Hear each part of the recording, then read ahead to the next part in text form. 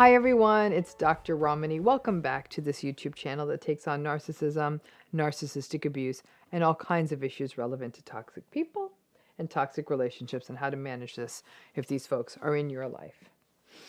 Today we're going to be taking on an interesting issue that was brought up for me with something I read actually in the news, and so we're going to get to that in a minute. But it's a very interesting conjecture, and I'm hoping you enjoy it on this channel and sort of really leads you to think about things. It certainly made me think a lot, and it kind of actually made me quite angry. So I'll get to my anger in a minute. Please subscribe if you're new to this channel. Please hit the notifications, turn those on so you can get notified every time we put out new videos. And as always, a reminder, healing program's starting real soon. The link for that is in the video notes, so you can spend this year not just ruminating about what narcissism is, but also how to bring yourself back from the edge. Well, I'm going to be talking today about what happens when people try to talk about narcissistic relationships from the standpoint of ethics, and very specifically how sometimes these ethical takes can result in enabling. So I was reading the news this morning, and there is an ethics column in a major national newspaper that I think comes out about every week or so. I have to tell you, I agree with this so-called ethicist that writes this column probably less than half the time. But today's letter that somebody wrote in to get advice from this ethics person was a doozy. And I thought it really hits home an issue that so many people with narcissistic relationships in a broader way have to grapple with these days. This column involves, so basically it's people write in the questions and the ethics person answers them. So the letter that came into this ethics column was from a man who is clearly describing a narcissistic sibling. He described his brother as a bully who had financially taken advantage of him, was verbally abusive. Everything he described was classical narcissistic abusive stuff. Well, interestingly, this narcissistic sibling needs a kidney. And the letter writer was grappling, does he give a kidney to his cruel narcissistic sibling, as he is more likely to be a compatible match than anyone, right? We have 50% genetic overlap with our biological siblings. So there's a decent chance he will have a compatible kidney. So let me ask you this. What about you?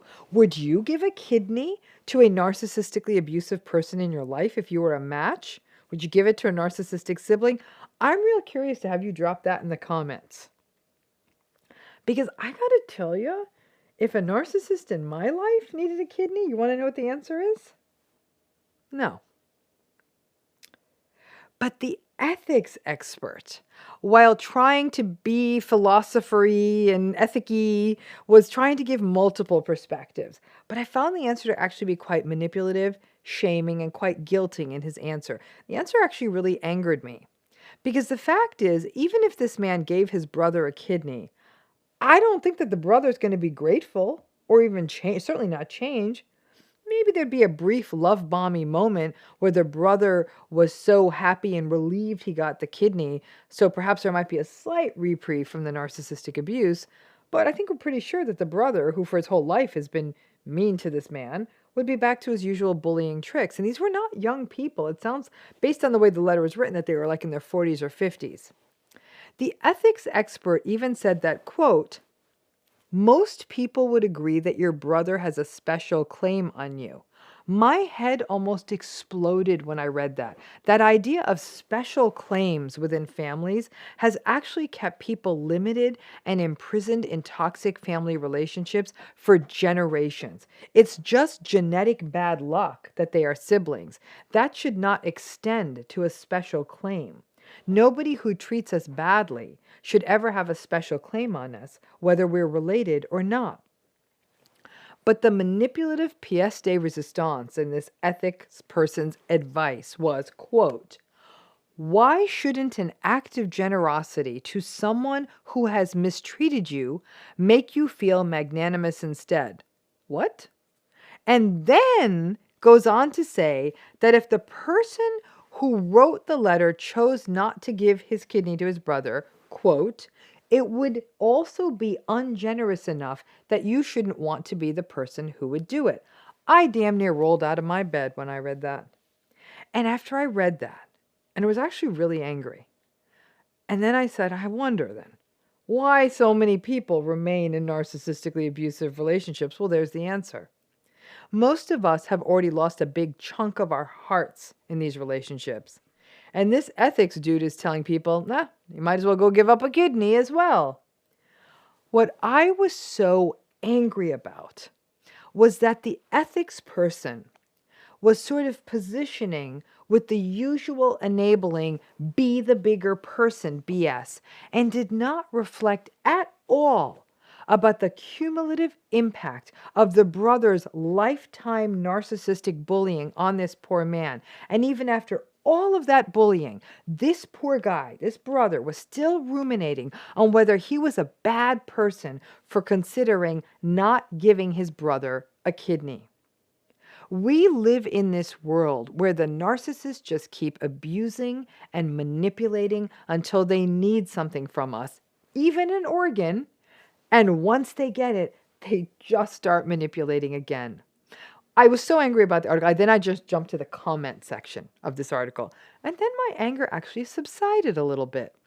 Because where this ethics man clearly knows almost nothing about narcissism, the majority of the commenters shared stories about their narcissistic siblings, sharing stories of the abuse they experienced, saying that they knew that they would never change, and most potently, and I agree with this wholeheartedly, that anyone who's been through narcissistic abuse knew one thing, that there is no way in hell that the narcissistic brother would have given his brother a kidney. And most of the commenters said the same, that they knew that their narcissistic sibling or narcissistic family member would never give them a kidney or, frankly, even get them a cup of coffee. It is all a big world of double standards where all of the empathic, decent people are always expected to take the so-called high road and do all of the emotional labor and ruminate over difficult decisions, while the narcissistic folks get to constantly live on the low road. And then we're told by these so-called ethics experts to think ethically about a situation while we are being abused. It's this kind of stuff that impedes healing for survivors. So I was actually quite glad to see that the people who were commenting, many of whom had clearly been narcissistically abused, based on their answers, you could really see that. And they were able to call the situation out quite clearly as a narcissism situation. I think that the ethics expert is a bit too above it all to ever call it narcissism. But the commenters did get it, which means while the sanctimonious experts don't get it, people who have been through it get it. And that then made me wonder how much harm happens when people do seek out the guidance of experts who don't understand narcissism. Lawyers, doctors, therapists, coaches, ethics experts. Again, folks who may not know anything about narcissism and then end up getting really bad advice. I don't know if this is because all these experts are just all so fortunate that they have never been scathed and harmed by narcissistic abuse, or whether the experts are narcissistic themselves. Maybe it's a little of both. But too often, people who have big platforms like columns in massive national newspapers give this kind of guidance that shades and shames a person for not wanting to engage with a narcissist or do for them things that the narcissist would never dream of doing for them, even if that means giving them an organ. And people who may not fully understand narcissism or are stuck in some kind of toxic relationship without fully understanding what it is may read a column like this because it's a huge national platform and then blame themselves or judge themselves harshly for not doing the equivalent of what giving a kidney is in their lives. And even more shocking to me in this answer to this poor man being asked for his kidney was the lack of regard for how significant a surgery it is to donate a kidney. It can actually carry complications, obviously, it's a surgery, and risk to the donor. The ethics person tried to downplay the impact of donation. It's interesting, many years ago when I was in my clinical training years, as I was getting my PhD, I actually worked on a kidney transplant service. And I observed that for donors who felt really good about the donation and they were very resolved about it, yes, it absolutely can be a game changer for the person receiving the donation and an important experience for the donor. But it was a major surgery, which, like all surgeries, carries risks. So we really would have to evaluate these individuals carefully. Now, these kinds of Mr. Spock dispassionate philosophy logic, let's talk about life as though we are removed from it and not account for the impacts of abuse on people, is very harmful. So many people enduring narcissistic abuse struggle with much, much smaller ticket stuff than feeling like they need to give a narcissistic brother a kidney. And they also grapple with whether they are bad people for not wanting to help their abusive narcissistic friend with a move, or don't want to go to a family wedding where there's going to be narcissistic people, or attend a family dinner. And I am here to say that it's okay. It's okay to not want to be with or engage with someone who mistreats you. But sadly, too many experts out there know only the language of enabling and believe one size fits all in these situations. I'm the first one. I know from working in this space, living donors are an important part of the kidney transplant process. And frankly, it's a very detailed evaluation process where teams of mental health and medical teams as well carefully ensure that the donor doesn't feel coerced, that the recipient will be capable of taking good care of their health in the wake of the donation. And obviously, when all the psychology is right, this is a very noble thing, but only if it feels right to the donor. If this man who wrote this letter to this advice column decides to donate to his brother, that's his decision. But not because if he didn't, it would be an ungenerous thing to do. And that ultimately this man has to be authentic to himself. If he donates the kidney, to also be resolved that his brother is still going to be a jerk to him.